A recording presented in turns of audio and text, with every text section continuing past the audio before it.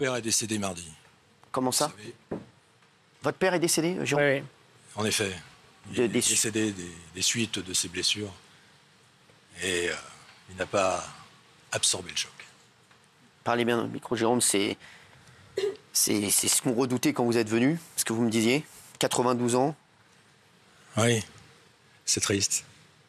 c'est plus que triste. C'est plus que triste. J'ai jamais autant pleuré de ma vie. Je n'ai jamais pleuré auparavant. Et là, j'ai pleuré toutes mes larmes pendant 1 mois et demi.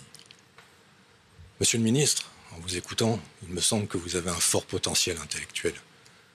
Et vous, en plus, il me semble aussi que vous êtes doté d'un sens d'anticipation assez aigu. Et aussi une force à... Comment dirais-je? Vous êtes capable d'avoir du bon sens. Alors ma question est, que s'est-il passé lorsque vous avez installé l'antre du diable, square Forceval? Que s'est-il passé pour que vous nous laissiez pendant 1 an dans la peur, face au crime, avoir la peur de sortir ses enfants, les accompagner au métro, avoir la peur de recevoir un coup de cutter, avoir la peur de se faire suriner par un tournevis? 1 an, ça a duré. La conséquence, mon père en est mort. Pourquoi? Voilà ma question. Bon, d'abord, j'ai été évidemment bouleversé. Puis quand une riveraine m'a dit, parce qu'on a échangé quand je suis venu plusieurs fois sur le site du crack, comme on l'appelle, Forceval, et une dame à qui j'ai laissé mon numéro de téléphone m'a dit, le jour où votre papa est décédé, je me suis senti responsable, évidemment, puisqu'il y a eu beaucoup d'agressions qui venaient de ce camp de Forceval. Alors, il faut que chacun comprenne ce qui s'est passé, parce que, monsieur, vous le connaissez ça, mais peut-être pas si tous les Français le savent. Il y a du crack depuis 40 ans à Paris, mais depuis quelques années, c'est un phénomène qui s'est développé encore plus. Et ils étaient d'abord, dans une première partie, à Stalingrad. Et ils gênaient beaucoup les riverains. Il y avait beaucoup d'agressions sexuelles, beaucoup de tentatives d'homicide à Stalingrad. Et la mairie de Paris a déplacé dans un square, un jardin, et a mis toutes ces personnes qui sont, pour une partie, extrêmement dépendantes d'une drogue qui rend fou. Il n'y a pas d'autre mot. Et qui sont très malades, avec tout ce que ça comporte comme acte évidemment criminel, sur ce square de la Villette. Et là encore, puisqu'on a déplacé le problème, il y a des riverains, il y a des gens qui connaissaient les mêmes choses, si j'ose dire, que vous, mais pas à ce point, bien évidemment, monsieur. Et donc, le préfet de police précédent a pris, avec mon autorisation, le choix d'essayer de trouver un autre terrain. On a essayé de trouver des terrains un peu partout, dans des délaissés de la SNCF. On a pensé à un terrain dans le 12e. Enfin voilà, à Paris, c'est pas très évident de trouver un grand terrain pour mettre tous ces gens, puisque le grand problème, c'est pas tellement un problème de police que sanitaire. Il faut soigner ces gens, pour une partie de ceux qui peuvent être soignés. Et puis, ces terrains, personne n'a voulu de ces personnes. Et donc, dans l'endroit le moins, je sais que pour vous, ça va pas vous plaire, évidemment, cette phrase, mais le moins gênant, on a mis à Forceval ces personnes, en disant à la ville de Paris, en disant à la région Île-de-France, en disant à l'agence régionale de santé, en disant aux médecins, il faut que vous preniez des décisions pour mettre ces personnes en dehors de la voie publique, pour les soigner. Comme on fait avec des gens qui sont fous, on les enferme dans des hôpitaux psychiatriques. Et ben moi, je pense que des gens qui sont drogués à ce point au crack, il faut des injonctions thérapeutiques et les enfermer le temps de la thérapie, quand on peut faire une thérapie. En général, les gens qui consomment du crack, ils ont une espérance de vie d'1 an et demi, 2 ans. Et puis, ça n'est pas venu. Donc, on avait donné un premier délai, un deuxième délai, c'est pas venu. Vous avez vu les difficultés qu'on a avec les élus. C'est très compliqué pour eux aussi. Moi, je n'aide pas le problème. Et puis, on a eu un nouveau préfet de police. Et moi, j'ai dit dès le mois d'août à ce préfet de police, vous avez un mois et demi pour, non pas déplacer, mais pour dégager tout le monde. Quand on est intervenu, on a interpellé plus de 350 personnes. Les plus faibles. Les plus faibles parce que les autres ont été prévenus par des associations. Et ce qui fait que vous n'avez pas pu faire votre travail. Alors, c'est pas tout à fait vrai, monsieur, si vous me permettez. Ce jour-là, oui, vous avez raison. Mais vous savez, on a pris 1000 policiers pour faire cette opération. Oui, je les ai vus. Donc, quand on fait 1000 policiers, un secret gardé par 1000 personnes, c'est pas très évident. Donc, je regrette que les gens parlent, mais enfin, je le savais un peu. Quand on est intervenu, il y avait quand même 300 personnes sur site. J'ai pu mettre, monsieur en parlait tout à l'heure, plus de 80 étrangers en situation régulière dans des centres de rétention administrative. Ils y sont. Aujourd'hui, on a réussi à expulser 2 nouvelles personnes, d'ailleurs, dans des pays, notamment d'Afrique, puisque une grande partie sont des ressortissants d'Afrique.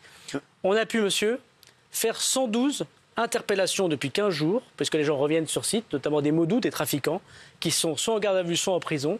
Et donc, il y a une ouverture aujourd'hui, à chaque fois, d'enquête judiciaire. Ce matin, je suis allé à Aubervilliers, parce qu'il n'y a pas que Paris, il y avait Aubervilliers, il y avait Pantin, bien évidemment, qui subissaient ce que vous avez dit.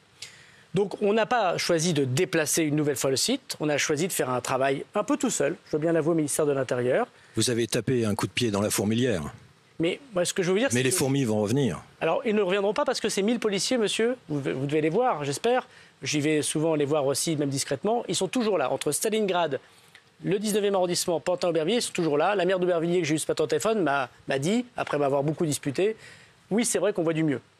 Je laisserai les policiers, monsieur, autant qu'il le faudra. Mais je veux dire à la ville de Paris, je veux dire au monde médical, je veux dire au monde associatif aussi, qu'ils doivent trouver des solutions qui ne sont pas que des solutions policières. Parce que nous, on arrête les gens, on les met en garde à vue, et c'est le travail du policier. Le travail du policier, c'est pas d'être médecin, c'est pas de faire un logement social, c'est de faire son travail de policier. Et je peux vous assurer, monsieur, que toutes les semaines, je vois le préfet de police et le préfet de la région Île-de-France. Et que tous les 15 jours, j'irai sur site, tant qu'on n'a pas réglé ce problème. Donc vous avez eu un long échange avec Mme Hidalgo, dont je souhaite, j'espère, et je sais qu'elle trouvera enfin des solutions avec l'État. Et moi, je veux vous dire qu'effectivement, on a trop tardé à le faire. J'ai peut-être mis trop de temps, monsieur, à attendre de tout le monde qu'il réagisse. Au bout d'un temps, dont l'agression de votre père a fait partie de mes décisions, je me suis dit, on ne peut pas continuer comme ça. En effet, vous avez parfaitement raison. On a sans doute trop tardé, mais c'est évidemment toujours compliqué de prendre ce genre de choix, parce que j'étais aussi très critiqué, vous savez, à le faire. Il y a des gens qui m'ont dit, vous interpellez des drogués au lieu de les soigner. Bah oui, on fait une réponse policière au lieu de faire une réponse sanitaire, c'est tout à fait vrai. Et donc aujourd'hui, je mets la pression au maximum, et les ministres de la Santé m'aident beaucoup pour ça. Il y a une deuxième chose que je pousse, c'est que dans la loi, monsieur, parce qu'aujourd'hui, je n'ai pas le droit de le faire, moi j'applique la loi, je n'ai pas l'injonction d'enfermer les gens pour des raisons thérapeutiques. Je vais vous donner un autre exemple. Quand j'étais maire, vous disiez du bon sens. Les gens qui sont fous sur la voie publique, les maires ont le droit, après avis du médecin, de les mettre dans un hôpital psychiatrique. Ils signent un document. Évidemment, il y a un médecin qui donne son accord avant. Pour le cas des personnes très dépendantes à une drogue comme le crack, et toutes les grandes villes du monde, vous le savez bien, sont comparées à ça, on n'a pas la possibilité de donner aux maires ou de donner aux forces de police le moyen, pour des raisons d'injonction thérapeutique, à quelqu'un qui ne veut pas ou très difficilement se soigner. Voilà. Et moi, je souhaite qu'on mette dans la loi ça, pour que plus jamais on ne puisse revoir, malheureusement, Forceval ou Stalingrad. Aujourd'hui, vous racontez tout ce qui s'est passé, et voilà, vous dites que voilà, vous auriez peut-être dû aller un petit peu plus vite. Jérôme, pour vous, votre papa est parti, Jean-Baptiste, et je me rappelle quand vous étiez venu sur le plateau, vous disiez, c'est vrai que je ne saviez pas à qui vous en vouliez le plus. Aujourd'hui, c'est quoi votre sentiment ?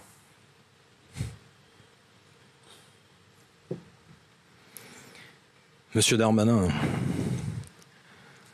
c'est un acteur principal dans ce meurtre, mais il n'est pas coupable.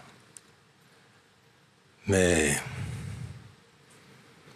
il aurait dû agir bien avant. Vous aviez sonné la sonnette d'alarme plusieurs fois ? Pas moi, l'association qui est à côté de moi, oui. Oui, bien sûr. Depuis des mois et des mois. Mais moi, j'ai une prière, monsieur Darmanin. Une prière. Cette prière, c'est que vous libériez le commissariat du 19e de ses pinces. Il me semble, lorsque je vais les voir, et je les connais depuis 25 ans, ils n'ont plus les coups des franches. Pourtant, ce sont des gens qui ont envie vraiment de travailler. Laissez-les faire. Laissez vraiment les faire. Ils savent faire leur travail. Et nous allons retrouver dans le 19e de la sérénité. Nos enfants pourront enfin se promener et jouer au foot comme avant. Les petits vieux éviteront de se faire tuer. Et les femmes vont pouvoir se promener sans se faire agresser et insulter. S'il vous plaît, monsieur Darmanin, libérez le commissariat du 19e.